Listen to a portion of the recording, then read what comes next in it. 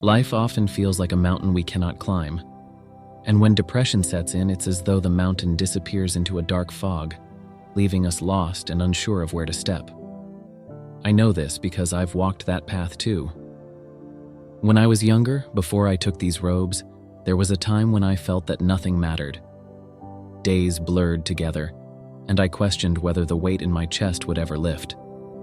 But I learned that even in the darkest moments, there is light to be found if we take the first step.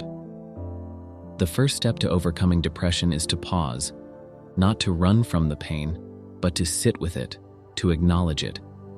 In our modern world, we are told to distract ourselves, to push through, but your heart is not a machine, it needs tending. When I felt lost, I would sit just as I am now and breathe.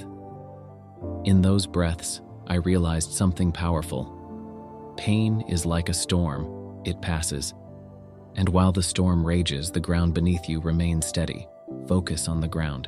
Your breath is that ground. Once you've found a moment of stillness, it's time to connect. Depression thrives in isolation. Reach out, not just to others, but also to yourself. Ask, what is this pain trying to teach me? Often, our deepest suffering points us toward our greatest growth. For me, it taught me that I had spent too long chasing things that did not nourish my soul. I learned to focus on what truly mattered, being present, showing kindness, and finding joy in the smallest things, like the way sunlight dances on leaves or the laughter of a child. The third step is action, but not grand sweeping changes. Depression is heavy, and so our steps must be small and gentle.